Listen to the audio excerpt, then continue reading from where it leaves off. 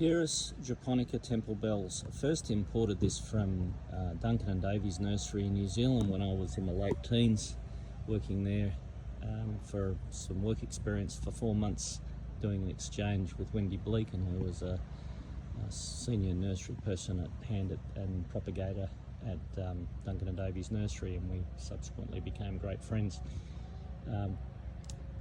Pieris temple bells, originally I imported it as Ericaceae as the species, and that seems later updated to back to japonica, but I can only presume that it came from the Ryukyu Islands, which in the southern arc of islands between southern part of the main islands of Japan towards Taiwan.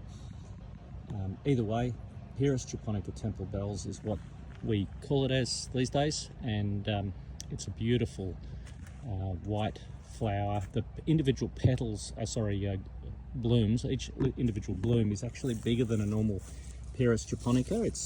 I can see why it was originally kept as a separate species, because it's substantially larger individual flowers compared to a normal Pieris japonica type, but really beautiful variety. It's even got a touch, as you can see, a touch of pink in some of the blossoms, but really predominantly pure white.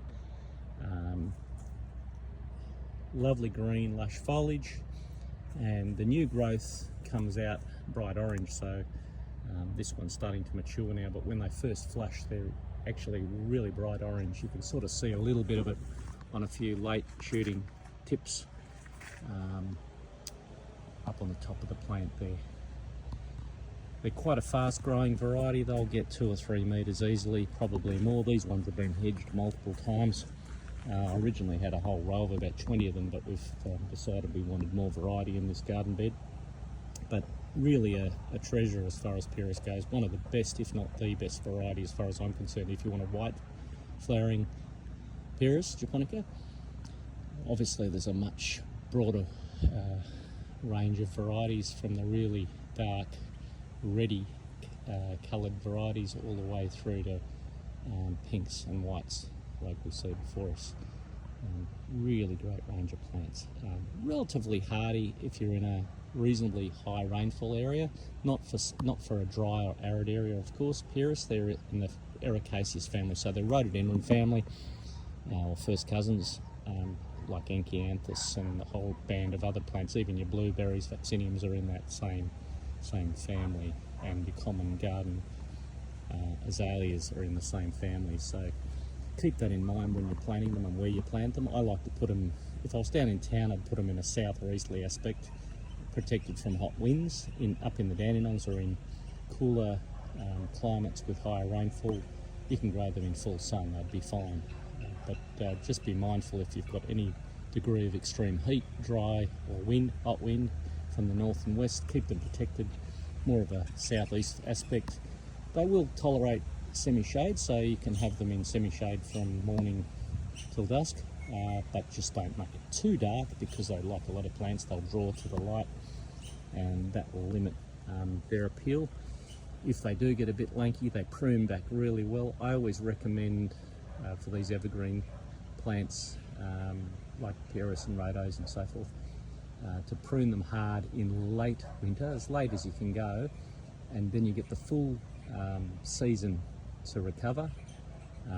If you cut them back too early in the winter, you'll find that you'll get, sometimes, especially with smaller plants, they'll sulk and maybe won't even reshoot. But when you've got old plants like these, you can see the big old trunks on them. These have been here a very, very long time, and so therefore pruning them hard is a fairly safe bet. But nonetheless, I still recommend do it late winter, just before the cusp of spring, and you'll get a better result. And you keep the flowers down where you are. If you get a bigger, bushier, more open plant, that's sometimes all right if you've got a massive big garden bed and you've got plenty of space, unlimited space. But I actually prefer Pieris to be nipped back and kept a bit bushy and compact. I think they make better plants, and you'll get these great big clusters of flowers. I think they're quite spectacular. So a great group of plants, the Pieris. Like I said, there's a big variety of range of varieties that are available in Australia, so don't be shy to look up the different varieties that are available. If you go on Yamina Rare Plants Facebook and Instagram. I've got blogs on most of the well-known varieties documented with photos and descriptions. If you go on to our online shop, you'll see availability and prices. If you look at varieties like Valley Valentine and Valley Rose, which we imported many years ago, you get into some really dark flowered forms which are really appealing. You've got variegated leafed forms. You've got little ones like our hybrid Pieris japonica Spring Candy.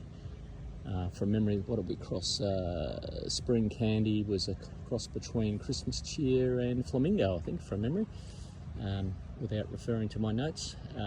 But that's a great little compact one, a bit shy on flowering, but incredibly tight and bushy, so just for a little edging border or just a little dwarf compact shrub, makes a beautiful plant, barely a metre high in many years, and you can barely put your finger between the growth. Small foliage and really dense, and once again bright orange new growth. So really nice group of plants, well worth growing, especially if you've got a morning sun, woodland or cooler spot to plant.